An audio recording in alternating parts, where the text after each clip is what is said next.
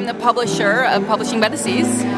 This book, The House of Six Doors by Patricia Selbert, is the first in the world to feature click-to-see technology, which is it's an awesome little application that you download onto your smartphone, and then you hold it over the book. The book has a watermark on the cover. So you're holding it over the book. Got it. And it scans the photo. And it's going to start a YouTube video. Started a YouTube video. Nancy read the book and gave us a testimonial for this. Oh, that was it? Okay. No. Yes, I've known Nancy for years, and she's brilliant, and we work together on projects, but she didn't work on this one. Okay. She did. She loved. So tell me, have you read the book? I have, and I enjoyed it from the very beginning to the very end, and I love the authoress.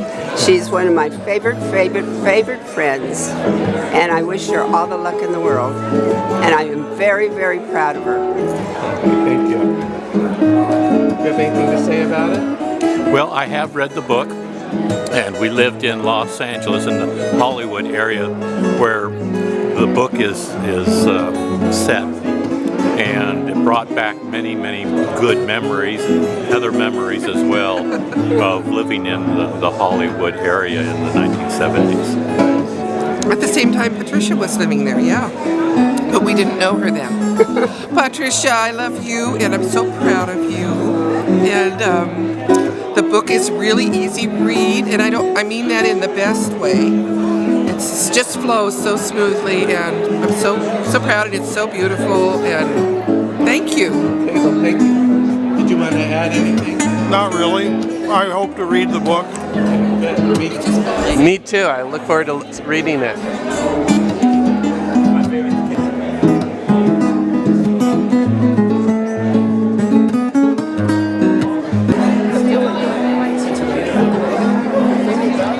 Okay, good.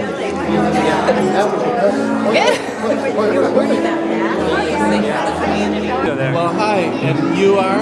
Isaac Hernandez, or Isaac Hernandez in English. Tell me what's going on here. Hi, I'm hi Chloe. We're celebrating the painless birth of Patricia Selbert's new novel, The House of Six Doors. And what was your involvement with it? Sorry. I was fortunate to. Do you want me to look at the lens or look at you? You can look at me. I was fortunate to be involved in many levels. I went to Curacao, so the slideshow that you see in the background, I took those photos. Oh, and where is that? In Curacao, which used to be the Netherlands Antilles when I was there. Is now that in the Caribbean? In the Caribbean, yeah. And now it's its own country. It's not part of the Netherlands Antilles anymore. As of October 10th of last year, I took the photos on the walls. I painted the painting, designed the book, did the illustrations inside the book. I did those illustrations. I designed the logo. I took the pictures. I wrote some press releases. I designed the bookmark, which is a beautiful bookmark. If you don't have one, you're missing out because it's a really great blessing that Patricia wrote. May your house have 6 doors. 3 to let wisdom, compassion, and gratitude in, and 3 to let ignorance, anger, and greed out. Tell me about Patricia. Patricia has. I couldn't have done this painting, for example. She was very involved in it. She has a great gift for communicating, and whether with words or with color. And she was very involved in the process of the painting and choosing the colors. And she went to the store and picked all the oil pastels, and she was like a little girl going, "Look, I found this great color for the sky, and I found this for the ocean." And she also has a great gift for making people feel at ease. And the book, it's I couldn't stop. Once I started reading on the way to Curacao, I couldn't stop. The only time I stopped was to go through security, to go through customs. It's just an amazing story, very inspiring, and it was really great to go to Curacao in the middle of reading the book. It was like I didn't know what was real and what was fiction anymore. You know, it was like a fantasy trip. And I tried to communicate that with this painting, which I did after I came back, and with the photographs that I took. Thank you. Thank you very much. Well, hi, and you are? I'm Alicia St. Rose. And what's your involvement? I am the web developer for the houseof6doors.com and also for Publishing by the Seas website. And tell me about this book for Patricia. Oh, this book. This book is actually quite endearing. I started working on the project before I'd actually read the book, so the rumor was that it was a first-time book, self-published. She was going to self-publish it, but she published it with a publishing firm, Publishing by the Seas, but not knowing the author as not knowing that she had written books before, I was a little hesitant to read the book because I didn't want it to not be good. Because you often have that situation when it's the first time. That can be tough. Yeah. So then I read the book, and it was absolutely amazing and well written. I was laughing in the first 2 to 3 pages, and it's just a beautifully written book, and there's a lot of wisdom in it, a lot of wisdom that her grandma imparted to her, to the character in the book, and I think it's a gift for everyone. Both pieces of wisdom in that book. Nicely said. Thanks so much. You're welcome. And it used to be that you had to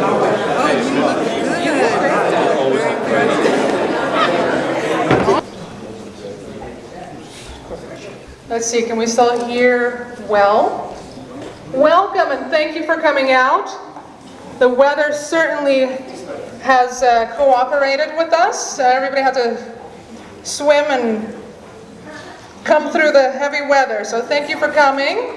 If everybody is would kindly take a seat, we're about ready to start. I will start by introducing Sally Hughes, who will be introducing Patricia.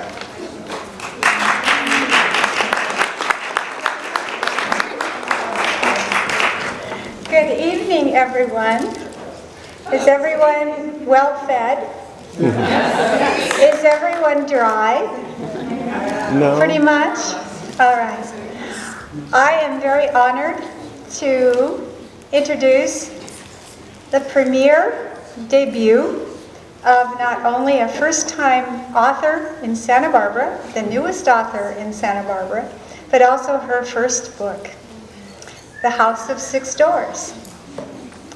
Now, I have to tell you, I've already read the book. It's the fastest read I've ever had, and one of the most profound experiences. And I'm a therapist in Santa Barbara and a writer as well. And I know exactly how hard it is to write. And as I was reading this book, so full of color and life energy on every single page, a quote by Nietzsche kept popping into my mind. Whatever doesn't kill you makes you stronger. And then I ended the book and I got a new improved version of that quote, which is mine. Whatever doesn't kill you is great writing material. Now, I have a book in my bookcase that I bought just for the title alone. I've never opened it because I don't need to. The book is called Every Person's Life Deserves a Novel. Now, after reading Patricia's book, I can say that her book spans a period from about 13 to 18, about 5 years, right? And so, a more accurate name for that book should be Every Person's Life Deserves a Novel Every 5 Years. And that means, Patricia, that according to my mathematics, you have at least 6 more books in you just for your history alone, okay? Now, as a writer myself, I'm going to tell you right now that one of the most incredible odysseys you'll ever go on in your life is writing a book. Because, especially a retrospective, because you have to face your past. You have to have the courage to go into it and go deeper. And the deeper you go, the more amorphous and chaotic it can become, and how you shape-shift it, how you look at it and morph it and turn it into something beautiful is one of the most difficult and most important processes there are, because as you do that, you are actually transforming your past into something else. And you're transforming yourself into something else as well. And that is exactly what I saw in Patricia's book. And it's done without she's never telling you anything. She's showing you, showing you, showing you, showing you. And it's absolutely addictive. Now, I want to ask how many of you here have ever thought of writing a book? Look around, there's quite a few of us. How many of you have actually started writing a book at one point or another? Okay, good, good. How many of you actually completed writing a book? Okay, good, good. I love this. Now, how many got it published? Okay, we're coming down to the wire here. But I see some great hands staying up. Now, how many of you did it in your own original native language? Raise your hands. Okay. How many did it in your second language? Okay, good. How many in your third? None? How many in your fourth? Patricia Selbert wrote a book in her fourth language.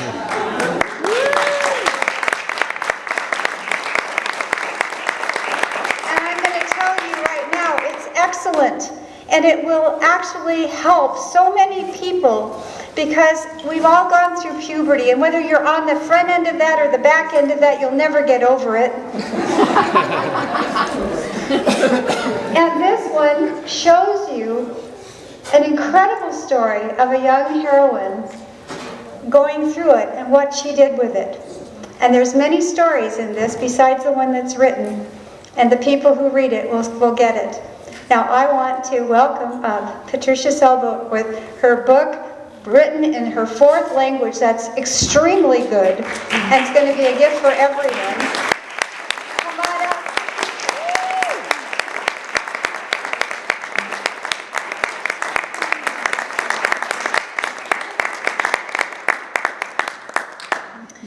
Thank you, Sally, for that wonderful introduction. That was great. Thank you. Thank you. And thank you all for being here tonight. With the weather being as it is, you guys are brave, and I'm so grateful that you're all here. Welcome. I see many familiar faces, and many new ones too. The House of Six Doors is about a mother that immigrates to the United States with her two daughters in the 70s from an island called Curacao. Curacao is a Dutch island in the Caribbean. I would like to read two passages from my novel, and then I'd like to open up the floor to questions. So I invite you to relax, sit back, and enjoy. In my first excerpt, the 13-year-old Serena, the protagonist, is waiting in a car in Hollywood for her mother and sister. It's getting dark and she's afraid. She goes and sits in the back seat and pulls a blanket over her, wanting to get away from the reality that she's in at the moment. She closes her eyes and remembers a happier time with her grandparents in Curacao.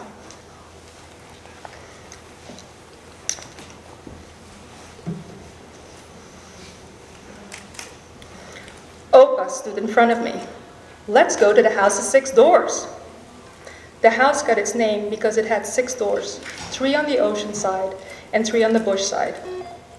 The ocean side doors opened directly onto the center of the house. There, there was a large living room, a dining room, and a kitchen. The 3 bush side doors opened onto a gallery that ran the entire length of the house. Alma had said all plantation houses were built this way, to let the trade winds flow through them.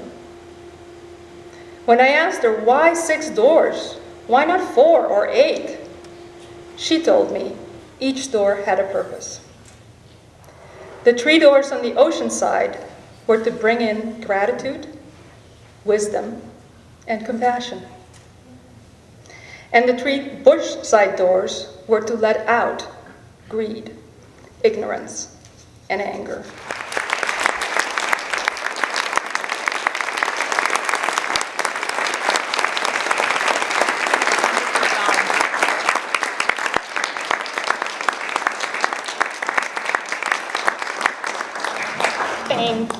Thank you. I thank them all by name tonight. But I would like to mention a few. My heart is filled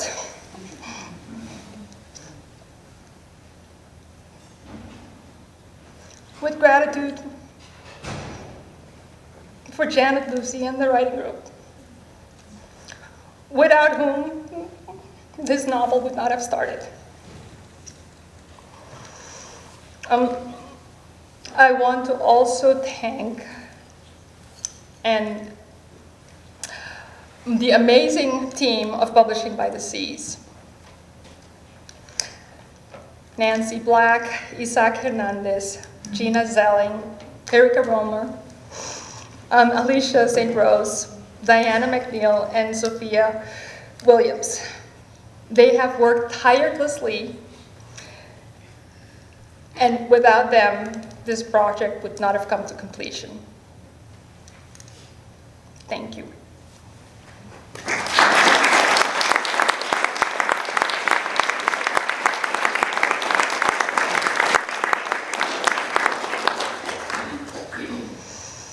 In between starting the project and finishing the project, I got help from a few editors, of whom I would like to mention 2.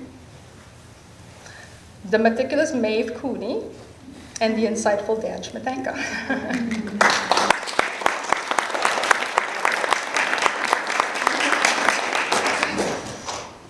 I would like to extend a hearty thank you to the Curacao Board of Tourism and the people of Curacao who have embraced the novel with great enthusiasm.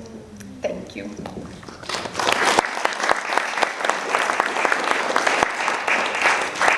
I thought when the book was published, the job was done. How wrong was I? This event this evening took many people to organize. You guys know who you are, and I hope you know how grateful I am. My deepest gratitude goes to my husband, Jim, who was willing to read my writing and reflect and comment on it at all hours of the day and night. My 2 sons, who have been endlessly patient, waiting for me to stop writing and start cooking.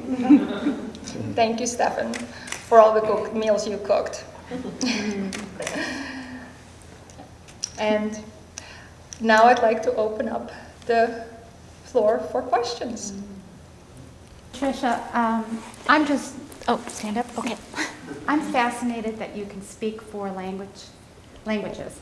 As you can hear, I have enough trouble with English. Could you tell us about your languages and why you chose to write in English? Sure, thank you. That's a great question.